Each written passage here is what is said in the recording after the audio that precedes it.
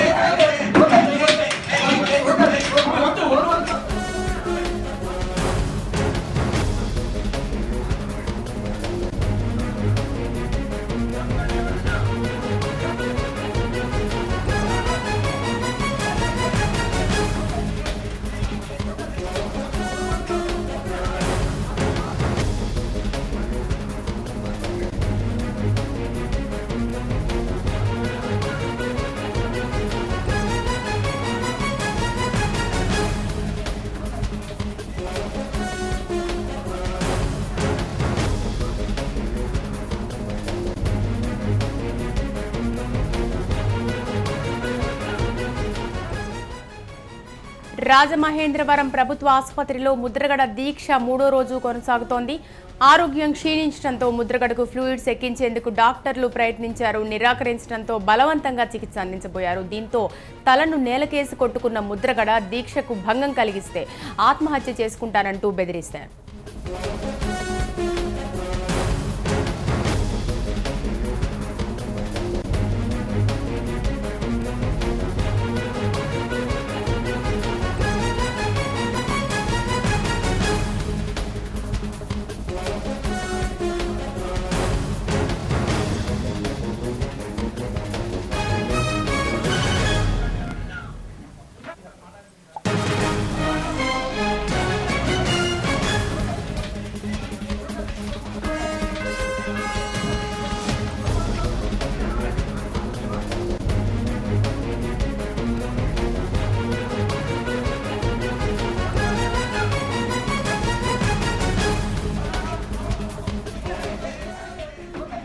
రాజమహేంద్రవరం ప్రభుత్వ ఆసుపత్రిలో ముద్రగడ దీక్ష మూడో రోజు కొనసాగుతోంది. ఆరోగ్యం క్షీణించడంతో ముద్రగడకు ఫ్లూయిడ్స్ ఎక్కించేందుకు డాక్టర్లు ప్రయత్నించారు.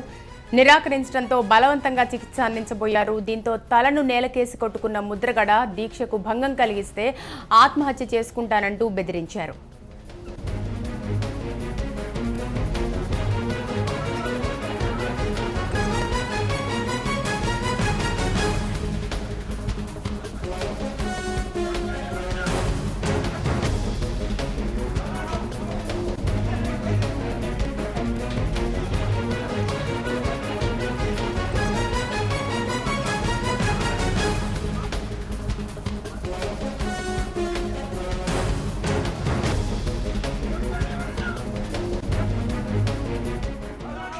పూర్తి సమాచారం మరి రిపోర్టర్ శేషు అందిస్తారు. శేషు, చెప్పండి, ముద్రగడ ఆరోగ్య పరిస్థితి ఎలా ఉంది? ముద్రగడ తీవ్ర స్థాయిలో రియాక్ట్ అవుతున్నట్టు కనబడుతోంది కదా పరిస్థితి చూస్తే.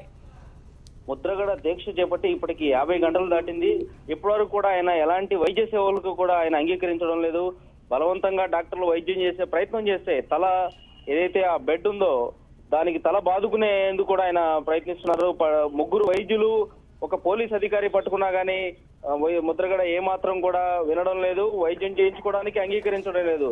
దీంతో ఆయన ఒక్కసారిగా కోపానికి గురై తల గోడకు కూడా కొట్టుకుంటున్నాడు. అయితే ఈ విధంగా తాను మొదటిగా ఏదైతే దీక్ష మొదలు పెట్టక ముందే చెప్పారు, విజయమో వీర స్వర్గమో ఈసారి ఖచ్చితంగా రిజర్వేషన్ల విషయంలో గానీ ప్రభుత్వం ఇచ్చిన ఏదైతే ఆ డిమాండ్ల విషయంలో గానీ సాధించే వరకు తాను వెనక్కు తగ్గనని చెప్పారు. అయితే దీక్ష ఇంటి దగ్గర దీక్ష చేస్తుండగా హాస్పిటల్ తీసుకొచ్చారు. అప్పటి నుంచి కూడా ముద్రగడికి వైద్యం చేసేందుకు తీవ్రంగా ప్రయత్నిస్తున్నారు. ఇటు వైద్యులు బంధువులతో చెప్పినా వినలేదు, భార్య చెప్పినా వినలేదు, ఎవరు చెప్పినా కూడా వినలేదు. వైద్యాన్ని ఆయన నిరాకరిస్తున్నారు.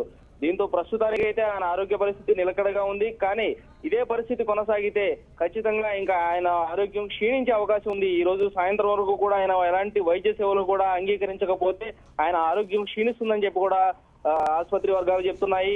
మరో పక్క చూసినట్టయితే జిల్లా వ్యాప్తంగా కూడా కర్ఫ్యూ వాతావరణం నెలకొంది. 144 సెక్షన్ 30 యాక్ట్ కూడా అమలు అవుతున్నాయి. బంద్ కూడా జిల్లాలో వ్యాప్తంగా చాలా చోట్ల ఇటు విద్యా సంస్థలు అలాగే వ్యాపార సంస్థలు కూడా మూతపడ్డాయి. మొత్తానికి హాస్పిటల్లో పరిస్థితి చూస్తే మీడియాను కూడా లోపలికి పంపించే పరిస్థితి లేదు. దాదాపు కిలోమీటర్ దూరంలో మీడియాను ఉంచేశారు. ఇదంతా కూడా ఆసుపత్రి చుట్టుపక్కల ప్రాంతం అంతా కూడా ఒక నిషిద్ధ ప్రాంతం లాగా పోలీసులు పూర్తిగా ఆధీనంలోకి తీసుకున్నారు. మరోపక్క ఆసుపత్రిలో ముద్రగడను రక్షించేందుకు, ముద్రగడకు వైద్యం అందించేందుకు పోలీసులు అలాగే ఇటు ఆసుపత్రి వైద్యులు కలిసి తీవ్రంగా ప్రయత్నిస్తున్నారు. కాకినాడ నుంచి కూడా వైద్య బృందం వచ్చింది. వైద్య బృందం ముద్రగడకు వైద్యం చేసే ప్రయత్నం చేసినా గానీ ఏమాత్రం కూడా వినిపించుకోవడం లేదు. ఇదే పరిస్థితి మనం విజువల్స్ లో చూడొచ్చు. ఏ విధంగా తల కొట్టుకునేందుకు ప్రయత్నిస్తున్నారో అదే విధంగా గతంలో మొదటి నుంచి కూడా అదే పరిస్థితి. అయినా ఆసుపత్రిలో చేర్చిన దగ్గర నుంచి కూడా ఆయన వైద్యాన్ని ఈ విధంగానే నిరాకరిస్తున్నారు. ఇటు వైద్యులు కూడా ప్రయత్నిస్తున్నా కానీ ఫలితం దక్కట్లేదు. దీంతో ఈ రోజు సాయంత్రం లోపు ముద్రగడకి ఖచ్చితంగా వైద్య సేవలు అందించాలి, లేదా ఆయన ఆరోగ్యం క్షీణిస్తుందని చెప్పేసి కూడా మరోపక్క ఆసుపత్రి వైద్యులు చెప్తున్నారు. అయితే ముద్రగడ మాత్రం తాను చావో రేవో తేల్చుకుంటానని, వైద్యానికి మాత్రం సహకరించనని, ఖచ్చితంగా ప్రభుత్వం తన డిమాండ్ల విషయంలో ప్రభుత్వం తగ్గాలని ఏదైతే మొదటి నుంచి కూడా ప్రభుత్వం హామీలు ఇచ్చిందో ఆ హామీలే నేను అడుగుతున్నాను. ఈ విషయంలో ఎందుకు ఈ విధంగా మొండిగా వ్యవహరిస్తుంది, ముందస్తుగా ఎందుకు అరెస్టులు చేస్తున్నారు, ఈ విధంగా కాపు సామాజిక వర్గం ఈ విధంగా ఉద్యమం చేస్తుంటే ప్రభుత్వం ఎందుకు ముందుగా ఏదైనా మంత్రులు రావచ్చు, ఏదైనా వాళ్ళు మాట్లాడవచ్చు, హామీ ఇవ్వచ్చు, అదేం జరగకుండా ఉద్యమాన్ని కానీ ఉద్యమ నాయకులు కానీ ఎందుకు ఈ విధంగా ముందస్తు అరెస్టులు కానీ భయభ్రాంతులకు గురి చేస్తున్నారనేది కూడా ఇటు కాపు సంఘ నాయకులు ఆరోపిస్తున్నారు. జిల్లా వ్యాప్తంగా కూడా దాదాపు 7,000 మంది పోలీసులు జిల్లాలో మోహరించారు. కోనసీమ, అమలాపురం, రాజోలు ఈ ప్రాంతాల అంతా కూడా ఒక కర్ఫ్యూ వాతావరణం అయితే నెలకొంది.